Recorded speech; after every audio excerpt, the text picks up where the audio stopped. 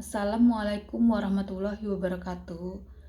Kami kelompok yang beranggotakan saya sendiri, Redi Wulandari, NPM 257100026, Desi Arisandi, NPM 257100001, Mela Amelia Rahman, NPM 257100002, Singgi Bimantoko 257100018 akan mempresentasikan tentang pengaruh keputusan investasi, keputusan pendanaan, dan kebijakan dividen terhadap nilai perusahaan pada PT Bank Sentral Asia Tbk atau BBCA periode 2023 sampai 2025. Tugas proyek mata kuliah Manajemen Keuangan dengan dosen pengampu Dr. Denny Edi Widodo SEMM, Dr. E. Febrianto SEMM.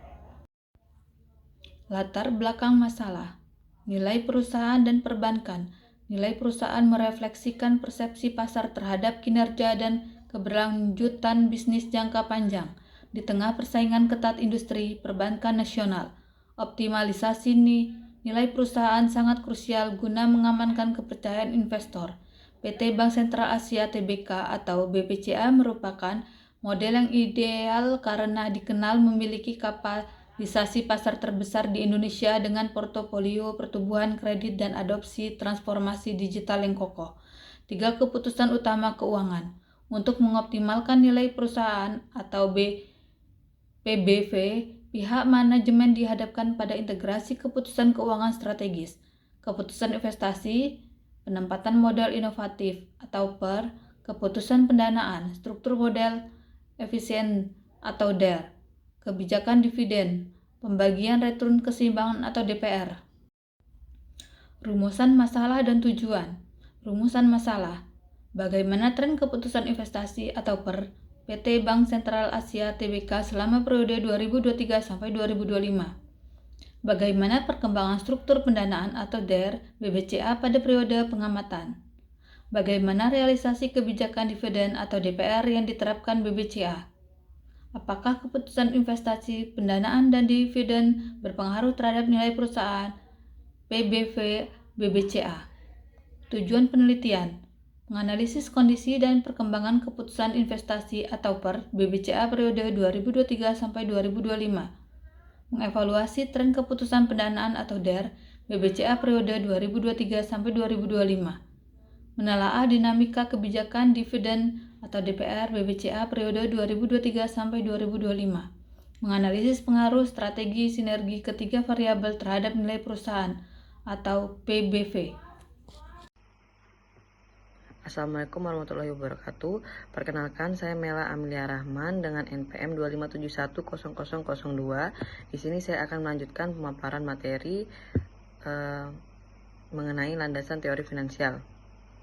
Pertama, keputusan investasi mengalokasikan dana pada aset produktif untuk hasil maksimal di masa depan yang diukur melalui price earnings ratio atau PER. Kemudian, keputusan pendanaan, yaitu menentukan komposisi pembiayaan internal dan eksternal atau utang yang diukur melalui debit to equity ratio atau DER. Ketiga, kebijakan dividen, yaitu keputusan pembagian laba bersih versus ditahan menjadi sinyal pasar atau signaling theory, diukur melalui dividend payout ratio atau DPR. Selanjutnya yaitu operasionalisasi variabel. Variabelnya terdiri dari keputusan investasi, proksinya yaitu PER dengan formulasi matematikanya harga saham dibagi dengan EPS. Fokus pengukurannya tingkat apresiasi pasar atas laba bersih per saham. Variabel kedua yaitu keputusan pendanaan atau proksinya DER dengan formulasi matematikanya total utang dibagi total ekuitas. Fokus pengukurannya yaitu rasio leverage dan perbandingan liabilitas atas modal sendiri. Variabel ketiga yaitu kebijakan dividen atau DPR dengan formulasinya yaitu DPS dibagi ES dikali 100% dengan fokus pengukurannya persentase laba bersih yang dibagikan secara tunai. Kemudian variabel keempat nilai perusahaan atau proksinya PBV dengan formulasi matematika harga saham dibagi nilai buku per saham dengan fokus pengukurannya yaitu multiple harga pasar saham terhadap nilai buku ekuitas. Selanjutnya yaitu kerangka dan hipotesis. Alur kerangka pemikiran studi kasus ini meneliti keterkaitan simultan dan parsial antara variabel independen dan variabel dependen, yaitu keputusan investasi, keputusan pendanaan, dan kebutuhan dividen merupakan nilai perusahaan. Hipotesis pertama yaitu keputusan investasi berpengaruh positif signifikan terhadap nilai perusahaan. Hipotesis kedua, keputusan pendanaan berpengaruh terhadap nilai perusahaan. Hipotesis ketiga, kebijakan dividen berpengaruh positif terhadap nilai perusahaan. Dan hipotesis keempat yaitu ketiga variabel secara simultan mempengaruhi nilai perusahaan secara signifikan. Assalamualaikum warahmatullahi wabarakatuh. Perkenalkan, nama saya Desi Arisandi dengan NPM 257100001. Di sini saya akan melanjutkan presentasi dari kelompok kami yaitu metode dan desain riset. Di mana di sini menggunakan 3 pendekatan, yaitu yang pertama yaitu pendekatan kuantitatif.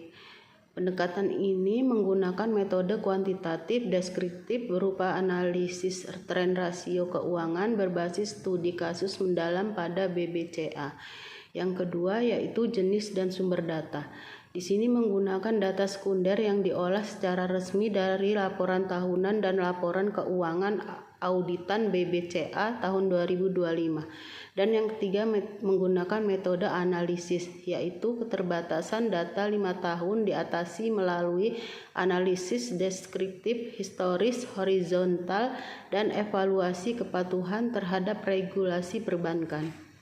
Selanjutnya, deskripsi rasio keuangan. Indikator rasio finansial, yaitu price earning ratio. Tahun 2023 24,6 kali, tahun 2024 25,1 kali, tahun 2025 23,8 kali. Karakteristik trennya yaitu stabil dan premium. Yang kedua yaitu debt to equity ratio. Tahun 2023 5,28 kali, tahun 2024 5,14 kali, tahun 2025 5,07 kali. Karakteristik trennya yaitu menurun atau sehat. Yang ketiga yaitu dividend payout ratio. Tahun 2003-nya yaitu 68,4%, tahun 2024-nya 68,5%, tahun 2025 72,0%. Karakteristik trennya yaitu meningkat. Yang keempat yaitu price to book value.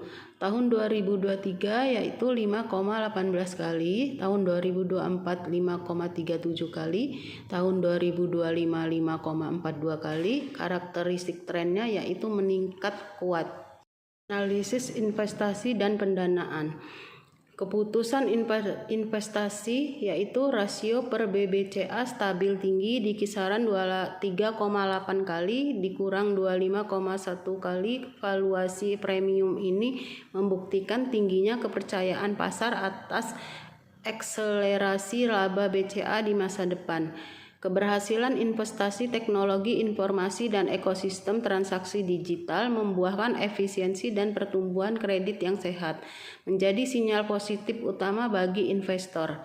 Keputusan pendanaannya yaitu struktur pendanaan BBCA menunjukkan tren DER yang menurun dari 5,28 kali menjadi 5,07 kali. Hal ini mengidentifikasikan manajemen levering yang sangat hati-hati. Dalam industri perbankan, DPK atau dana pihak ketiga mendominasi liabilitas. Kemampuan BCA membatasi DER merefleksikan pertumbuhan ekuitas yang solid dan resiko kebangkrutan yang minim.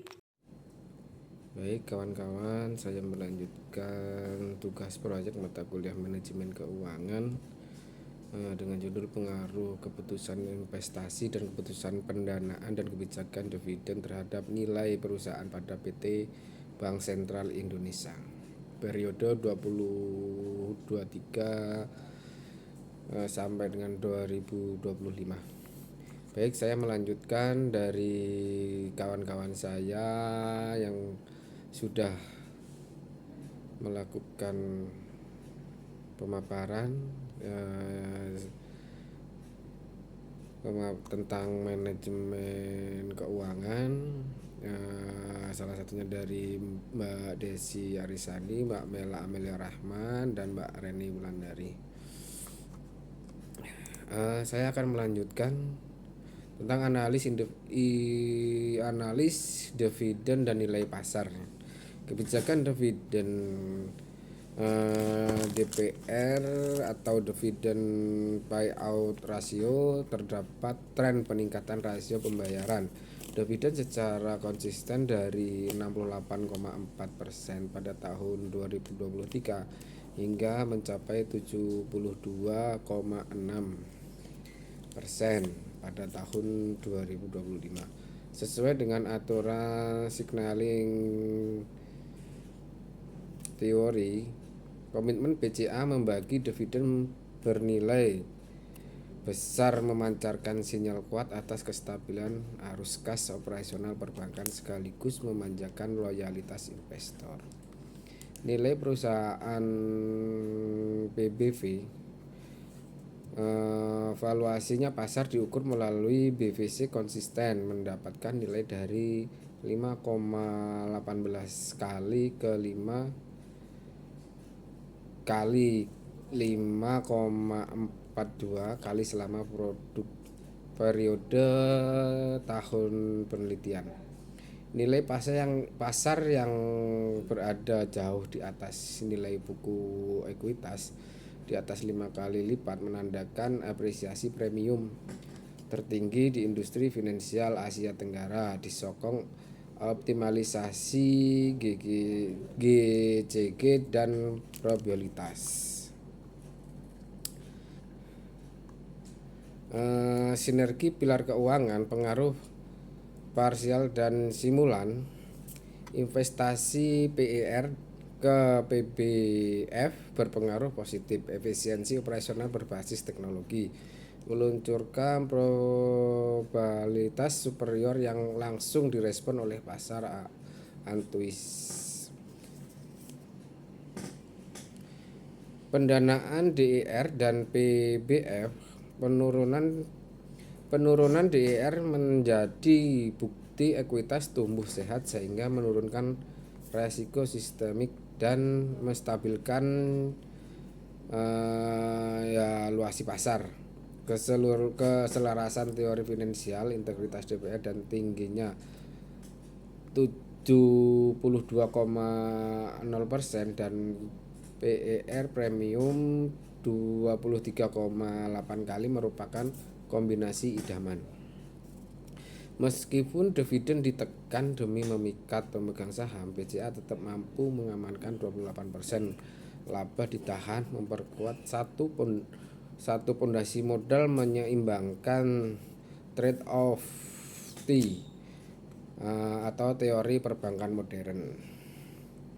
Kesimpulan riset ini, apresiasi premium proxy PR membutuhkan optimalisasi ekspektasi pertumbuhan laba BBCA di mata pelaku pasar global. Struktur DER BBCA yang konsisten menurut pembuktian tata kelola perbankan yang prima. Sinyal dividen 72% mendatangkan statement positif masif signaling teori pendukung nilai PBF. Saran dan implementasi untuk pihak BCA mempertahankan akselerasi pelayanan perbankan digital untuk menekan rasio operasional.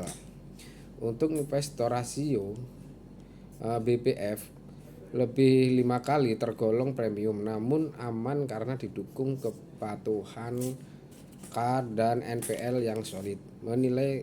Peneliti selanjutnya memperlebar ruang lingkup komparasi di seluruh bank KBMI 4 dengan periode riset melengkapi siklus mikroekonomi makro. Demikian yang saya sampaikan. Walaupun ada kekurangan saya mohon maaf. Terima kasih. Wassalamualaikum warahmatullahi wabarakatuh.